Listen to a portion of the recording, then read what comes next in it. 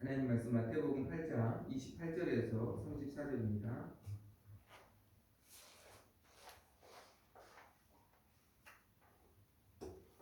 마태복음 8장 28절에서 34절입니다.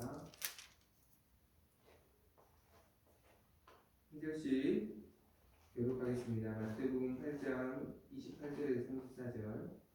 또 예수께서 건너편 가다라 지방에 가시매 귀신 들린 자 둘이 무덤 사이에서 나와 예수를 만나니 그들은 몹시 사나워 아무도 그 길로 지나갈 수 없을 지경이더라. 이에 그들이 소리질러 이르되 하나님의 아들이여 우리가 당신과 무슨 상관이 있나이까 때가 이르기 전에 우리를 괴롭게 하려고 여기 오셨나이까 하더니 마침 멀리서 많은 돼지떼가 먹고 있는지라 귀신들이 예수께 간구하여 이르되 만일 우리를 쫓아내시려면 돼지떼에 들여 보내주소서 하니 그들에게 가라 하시니 귀신들이 나와서 돼지에게로 들어가는지라 온 떼가 비탈로 내리달아 바다에 들어가서 물에서 몰수하거늘 치던 자들이 달아나 시내에 들어가 이 모든 일과 귀신 들린 자의 일을 고하니 읽겠습니다. 온 시내가 예수를 만나려고 나가서도 그 지방에서 떠나시기를 간구하더라. 예수님께서 건너편 마을로 배를 타고 가자 제자들에게 그렇게 말씀하시고 건너편 마을로 가는 중에 그때가 또 저녁 무렵이었고 또 큰 풍랑을 만나게 됩니다. 저녁 무렵에 만나는 그 풍랑을 제자들이 굉장히 두려워했지만 예수님은 그들의 믿음 없음을 꾸짖으시고 바다와 또 바람을 잠잠하게 하시고 마침내 건너편 마을에 도착하십니다. 그 건너편 마을은 어떤 곳인가? 28절 말씀 보니까 가다라 지방이다라고 말씀하고 있습니다. 가다라 지방은 데가볼리에 있는 한 지역인데 이 지역은 시리아인들과 그리고 유대인들이 같이 살았던 그런 곳입니다. 혈통을 중요시하게 생각했던 유대인들은 다른 민족과 섞여서 사는 것, 특별히 혼혈족이 있는 그 지역에 가는 걸 굉장히 사실은 거리끼고 부정한 곳으로 여겼죠. 그러니까 웬만하면 유대인들이 잘 가지 않는 곳으로 사실 주님은 저녁 무렵에 바다를 건너서 가신 거예요. 그리고 더구나 이곳에선 돼지를 키우고 있었다라는 그 말씀을 보아서도 이곳이 그렇게 돼지를 부정한 짐승으로 여기는 유대인들에게는 썩 달갑지 않는 곳이고 특별한 목적이 있지 않는 한은 정말로 불가피하게 꼭 가야 할 필요가 있지 않는 이상은 쉽게 편하게 갈 수 없는 곳이죠. 그런데 예수님은 굳이 이 지역을 그것도 저녁 무렵에 그것도 험난한 파도를 뚫고 주님은 이 지역에 오십니다. 이것은 분명히 주님이 어떠한 목적을 가지고 이곳에 어떤 의도를 가지고 작정하시고 오셨다라는 것을 우리는 짐작할 수 있습니다. 주님의 의도는 무엇일까? 목적은 무엇일까? 28절을 보니까 거기에서 누구를 만나셨냐면 귀신 들린 자 둘을 만나셨다라고 말씀합니다. 즉 주님의 목적이 여기서 나타나죠. 이 사람들, 귀신 들린 두 사람을 만나기 위해서 주님은 여기에 오신 것입니다. 귀신은 요한계시록 12장 9절에 보면 사탄의 졸개입니다. 그러니까 하나님을 대적한 반역한 천사의 그 천사가 결국 사탄이 됐고 또 그 천사를 따르는 그러한 졸개들 영적인 존재이지만 사탄의 어떤 졸개들이라고도 성경은 말씀하고 있어요. 귀신은 그러니까 뭐 사람이 죽어서 귀신이 된다 이것은 성경적이지 않습니다. 사람은 죽어서 천국 아니면 지옥에 갑니다. 귀신으로 존재할 수 없고요. 마귀에 속해 있는 마귀의 부하다라고 보시면 정확합니다. 이 귀신은 이 두 사람을 사로잡아서 이 두 사람이 귀신에 의해서 오늘 말씀을 보니까 몹시 사납고 또 몹시 거칠고 그리고 폭력적이고 그리고 마가복음을 보면 굉장히 더러운 상태로 무덤가에서 거주하고 있는 그런 상태였습니다. 그러니까 굉장히 더럽고 거칠고 또 사람들에게 폭력을 행하여서 사람들이 마을에서 아마 이 두 사람을 추방했던 것 같아요. 그래서 사람들이 가장 부정하게 여기는 무덤가에서 이 두 사람은 귀신에 의해서 그렇게 폭력적이고 더러운 상태로 놓여져 있었습니다. 그 아무도 가까이 하려 하지 않은 이 두 사람을 예수님은 오히려 만나기 위해 찾아오셨고 이 두 사람에 있는 귀신을 쫓아내시고 이 두 사람을 자유케 해 주십니다. 구원해 주십니다. 그리고 마태복음 9장 1절에 보면 다시 배를 타고 가버나움이라는 동네로 다시 돌아오십니다. 그러니까 주님은 정말로 이곳에 오신 분명한 목적이 주님의 동선을 보아도 알 수 있어요. 이 두 사람을 만나고 이 두 사람을 귀신에게부터 자유케 하기 위하여서 구원해 주시기 위해서 그 피곤한 몸을 이끄시고 풍랑을 뚫고 그리고 제자들과 함께 이 두 사람을 구원하시기 위해서 오셨다라는 것을 우리는 알 수가 있습니다. 마치 요한복음 4장에서 예수님이 사마리아 여인을 구원하시겠다고 작정하시고 아무도 찾지 않는 유대인들이 돌아가는 그 사마리아 지역을 일부러 찾아가시고 일부러 이 여인에게 우물가에서 물을 들러오는 이 여인에게 말을 거시고 이 여인에게 복음을 주시고 구원해 주신 것처럼 아무도 찾지 않는 부정하게 여기는 모든 사람들에게 더럽다 여겨서 당한 이 귀신 들린 두 사람을 오히려 주님은 찾으시고 이 두 사람을 오히려 만나시기 위해 구원하시기 위해 일부러 주님은 목적을 가지고 찾아오셨다라는 것이죠. 우리 여기서 알 수 있는 것은 주님의 마음입니다. 주님의 마음은 언제나 작은 자에게 있고 언제나 한 영혼에 있고 또 언제나 낮은 곳에 있다는 것을 우리는 기억해야 합니다. 마가복음 5장 19절에 보면 동일한 본문을 기록하고 있는 마가복음 5장 19절에 보면 주님이 이 고침받은 사람에게 이렇게 말해요. 너를 불쌍히 여기신 것을 많은 사람들에게 알려라. 그렇죠. 주님이 여기에 오신 이유는 단순하죠. 이 영혼을 불쌍히 여기셨기 때문에 이 영혼을 불쌍히 여기셔서 구원해 주시기 위해 주님이 여기에 오신 목적이라는 것을 분명하게 성경은 기록하고 있습니다. 부모의 마음, 부모가 되보니까 그런 것 같아요. 항상 공부를 좀 잘하고 또 친구 관계도 좋고 또 학교에서 또 선생님에게 칭찬받는 그런 자녀들이 있죠. 그러나 혹시 그렇지 못한 자녀도 있습니다. 그러면 마음이 항상 칭찬받고 잘하고 있는 자녀가 자랑스럽고 너무 사랑하지만 더 마음이 쓰이는 것은 그렇지 않은 자녀죠. 그래서 오늘 학교를 가서 친구들에게 잘 지냈을까? 늘 그런 것들이 마음에 쓰이죠. 더 연약한 자녀에게 부모는 늘 마음이 쓰입니다. 사실 이것이 주님의 마음이시죠. 주님의 마음.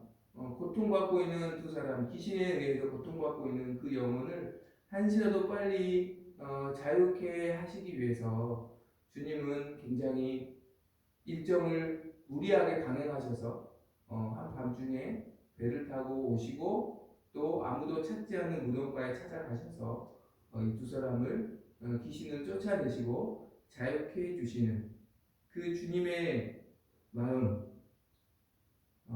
또한 이것은 영적으로 어떤 상징성을 가진 사건입니다. 그것은 이 세상에 성경은 권세 잡은 자가 사탄이고 마귀라고 말씀하고 있는데 예수님의 오심으로 사탄이 권세 잡고 있는 이 어둠의 세계가 예수님의 생명의 빛으로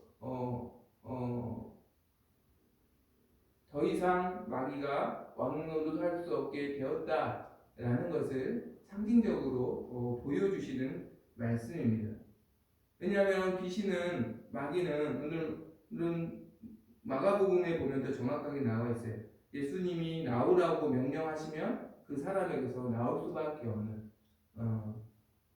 예수님의 그 권세 앞에 능력 앞에 복종할 수밖에 없는 존재임을 즉 아무리 이 마귀의 힘과 권세가 강하다 하더라도 그 어둠의 빛이 짙다 하더라도 예수님의 생명의 빛을 어둠이 빛을 이기지 못한다라는 것을 상징적으로 우리에게 보여주고 있습니다. 그리고 예수님의 오심으로 생명의 빛이 비치기 시작하였다라는 것을 우리에게 보여주고 있고 그리고 이 빛을 증거하는 사명을 그분을 통해서 자유케 된 자, 그분을 믿고 그분을 따르는 자들에게 주님이 주셨다라는 것을 보여주고 있습니다. 그래서 그분의 이름이 증거되는 곳에 성령의 역사하심으로 그분의 영이 함께 하심으로 모든 악한 권세가 그리스도의 이름으로 결박당하고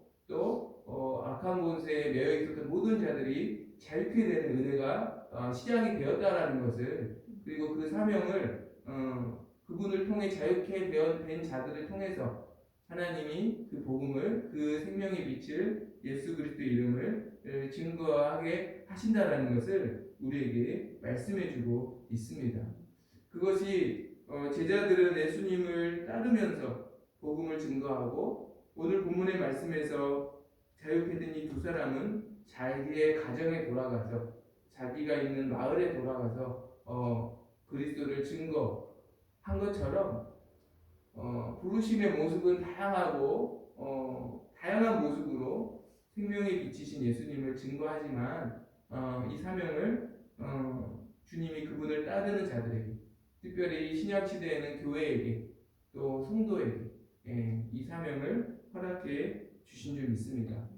그분을 따르는 교회와 모든 성도와 또 제자들이 그분을 통해서 자유케 된 자들이 주님과 같은 마음을 품을 때 주님과 같이 낮은 곳을 또 한 영혼을 향하여서 또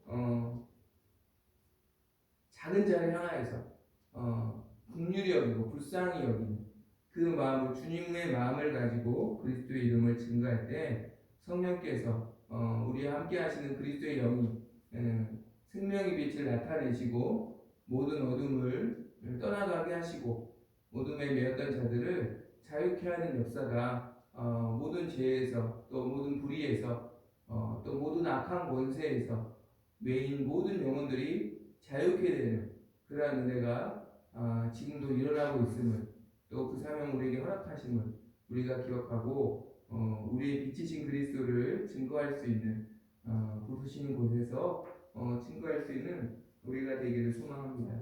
또한 이 빛을 증거할 때 한 가지 좀 주의해야 할 것은 우리 29절에 보면 이 귀신의 모습을 통해서 우리는 살펴볼 수 있는데요. 29절에 보면 귀신이 굉장히 그리스도에 대해서 영적인 지식이 있다는 것을 우리는 알 수가 있어요. 예수님을 보고 귀신이 당신은 하나님의 아들이십니다라고 말합니다. 그러니까 예수님이 하나님의 아들이시다는 것을 귀신은 알죠. 이런 영적인 지식이 있어요. 뿐만 아니라 주님의 사역과 주님의 목적을 그들은 알고 있습니다. 그래서 우리와 무슨 상관이 있나이까 이렇게 말하죠. 그것은 자신과 마귀와 예수님이 결코 섞일 수 없는 함께할 수 없는 존재라는 것을 알고 있어요. 예수님은 살리고 예수님은 빛이시고 예수님은 구원의 목적을 가지고 이 땅에 오신 하나님의 아들이시지만 마귀는 정반대의 목적을 가지고 하나님을 대적하는 자이기 때문에 예수님의 구원의 사역에 대해서 이 마귀는 굉장한 지식이 있습니다. 그리고 때가 이르기 전에 우리를 괴롭게 하려고 오셨나이까. 그러니까 때가 이르면 자신들은 영원히 심판에 들어가서 돌이킬 수 없는 심판을 받게 될 거라는 것을 아는 거예요. 예수님께서 부활 승천하시고 십자가에서 죽으시고 부활 승천하시고 다시 오실 때 재판장으로 오셔서 자신들을 영원히 꺼지지 않는 지옥불에 무적행에 자신들이 영원히 들어가서 심판받게 될 거라는 것을 그때를 마귀는 알고 있는 거예요. 그러니까 자신들은 심판받을 수밖에 없는 존재라는 것. 그런데 왜 이렇게 빨리 오셨습니까? 라고 말하는 거죠. 아직 그때가 아닌 것 같은데 왜 주님 이렇게 빨리 오셨습니까? 라고 약간 그들의 입장에서 하소연하는 겁니다. 그러니까 주님이 재판장이시고 주님이 다시 오시면 영광 중에 다시 오시면 즉 초림하신 예수님이 아니라 재림하신 예수님으로 오실 때에 그들이 완전히 멸망당할 수밖에 없다라는 그 지식도 이 마귀는 가지고 있어요. 그런데 안타까운 것은 예수님에 대한 그 영적인 지식을 가지고 예수님께 순종하는 존재가 아니라 그 지식을 가지고 오히려 예수님을 대적하는 존재라는 것이죠.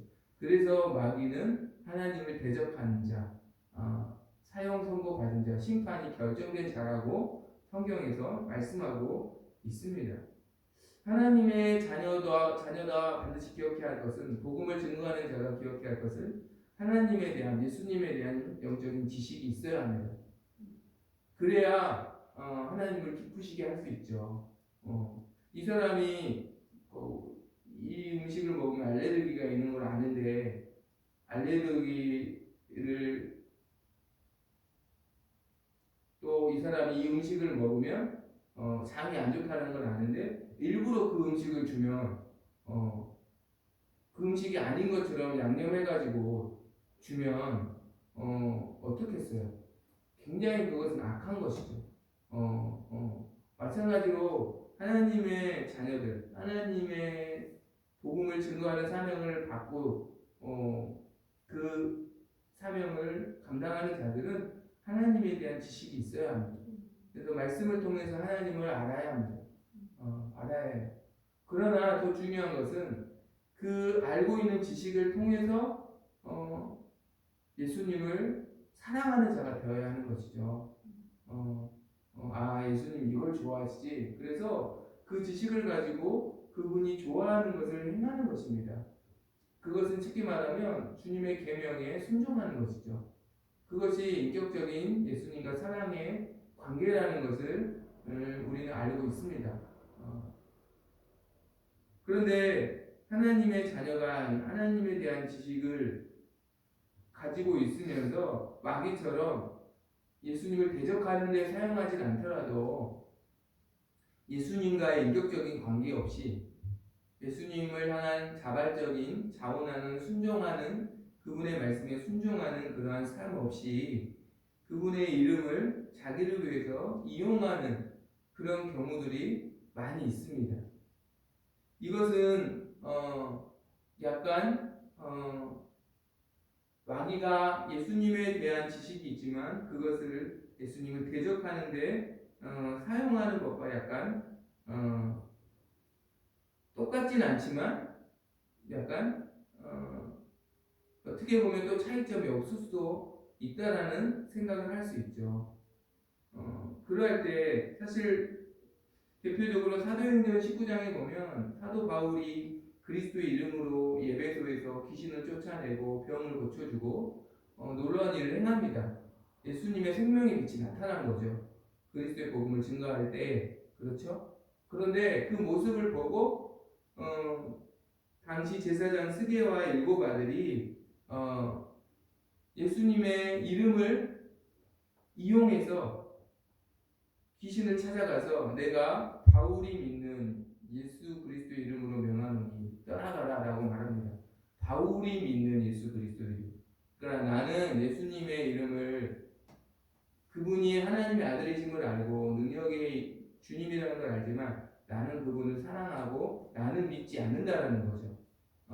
그러나 그분이 어떤 분인지를 안다. 그래서 그분의 이름으로 귀신을 쫓아내겠다는 거죠. 무슨 말이에요? 그분의 이름을 내가 나의 명성을 위해서 이용하겠다는 거예요. 그래서 나도 바울처럼 유명해지고 싶다. 나도 바울처럼 사람들에게 칭송받고 싶다. 이러한 목적을 가지고 있었다라는 것이죠. 예수님과 사랑의 관계없이 인격적인 관계없이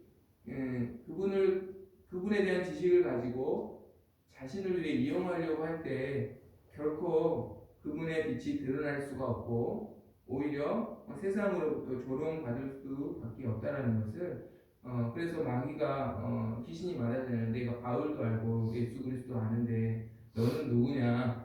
그러니까 너와 예수님과의 인격적인 관계가 없다라는 것을 마귀도 아는 거예요.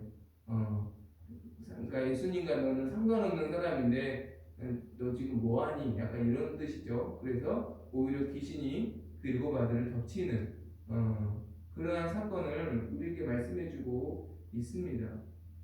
결국은 그리스도인에게 생명의 빛을 비추이는 이 사명을 감당하는 데 있어 가장 중요한 것은 예수님과의 사랑의 관계, 예수님과의 인격적인 관계, 그것은 기초가 예수님에 대한 영적인 지식이 있어야 하지만 그 지식으로 그치지 않고 예수님을 인격적으로 사랑하고 예수님을 인격적으로 관계하는 그 관계에 있다라는 것을 우리에게 보여주고 있습니다. 그렇지 않다면 사실 우리가 마귀와 크게 아니 오히려 약할 수 있죠. 마귀는 영적인 존재이기 때문에 영적인 지식이 훨씬 많아요. 영적인 지식이 사실 우리가 비춰야 하는 우리가 맞서야 하는 싸워야 하는 대상은 우리보다 강한 존재입니다. 성경의 마가복음에 보면 이 귀신은 쇠고랑도 끊고 아무도 사람들이 대적할 수 없었다라고 말해요. 그러니까 강한 능력이 있고 강한 힘이 있고 영적인 지식이 탁월한 존재입니다. 우리가 싸워야 하는 존재는. 그러나 이것을 이길 수 있는 방법은 그분의 모든 만물의 주인이시고 또 생명의 빛이신 그리스도로만 우리가 승리할 수 있는 것이죠. 다른 방법이 없어요. 그리스도로 승리한다는 것은 그분을 향한 인격적인 관계, 사랑의 관계에 있다라는 것을 그분과 화목한 관계 이 한 가지에 있다라는 것을 우리에게 말씀해주고 있습니다. 그리고 예수님의 말씀에 마귀는 복종할 수밖에 없고 그래서 이 두 사람에게서 나와야 되는데 귀신들이 이런 강구를 합니다. 31절에 보면 돼지떼에 들어가게 해주세요 라고 강구하죠. 예수님께서 허락해 주십니다. 주님은 왜 돼지떼에 들어가기를 허락해 주셨을까? 크게 두 가지 이유가 아닐까. 하나는 한 영혼의 가치가 이 수많은 돼지떼, 많은 재산이잖아요. 이 세상의 어떤 가치보다 귀하다 라는 걸 보여주신 거고 또 하나는 이 마귀의 실체를 사람들에게 보여주신 거예요. 이 마귀는 사실은 굉장히 악하고 더럽고 사람을 멸망시키는 존재입니다. 그러나 그것을 결코 드러내지 않아요. 자신의 어떤 실체를 드러내지 않습니다. 오늘도 보면 두 사람에게 들어가서 두 사람을 조종해서 악한 일을 하잖아요. 사람들에게 폭력을 행하고. 그러니까 자기의 실체를 마가복음에 보면 이 귀신의 실체를 군대 자신들의 진짜 이름을 물어보거든요. 예수님 자신들의 이름을 군대라고 해요. 그러니까 굉장히 많은 귀신들이라는 거죠. 굉장히 많고 더럽고 악한 그러한 존재, 사람을 멸망시키는 존재라는 것을 주님은 이 돼지떼를 들어가게 하심으로 보여주신 거예요. 그들은 악한 속성을 포기하지 않습니다. 32절에 보니까 그 돼지떼에 들어가서 돼지떼를 바다에 다 그들이 몰고 가서 죽게 하죠. 그러니까 이것이 어떤 마귀의 실체.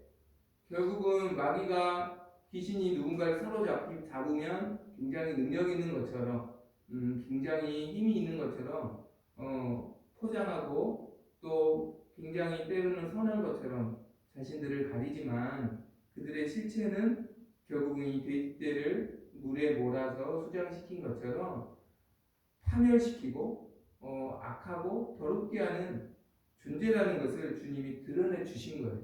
모든 사람들에게. 더 이상 이제 귀신에게 속지 말라고 보여주신 것이죠.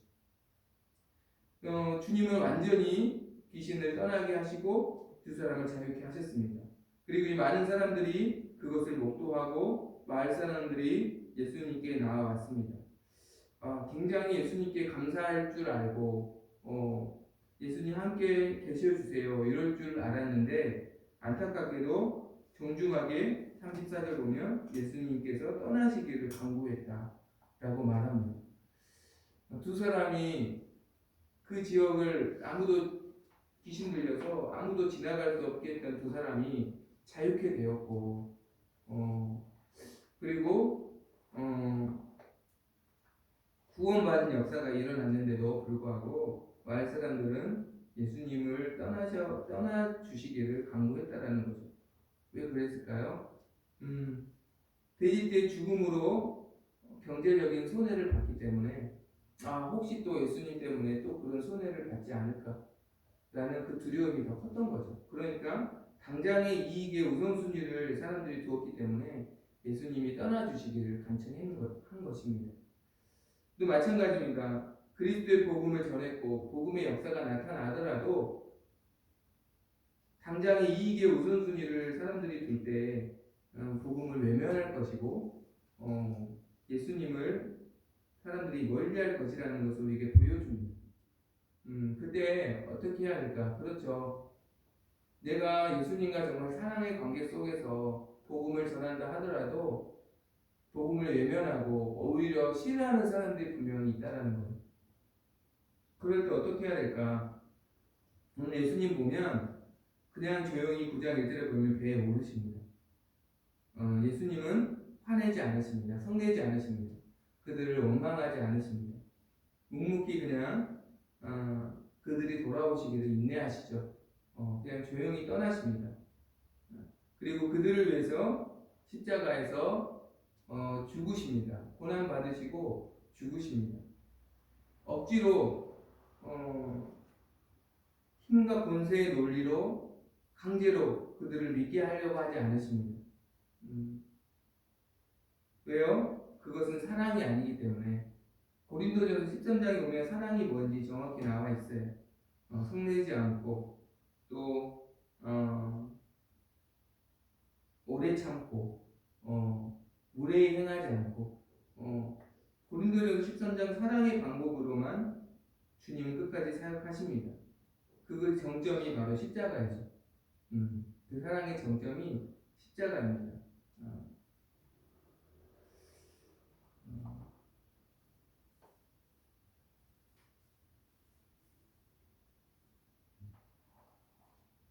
오직 십자가의 방법으로만 주님은 그분의 빛을 드러내시는 사역을 감당하시고 또 그분을 따르는 자에게 그것을 몸소 보여 주십니다. 십자가를 지는 방법으로만 사역하시기를 또한 원하십니다.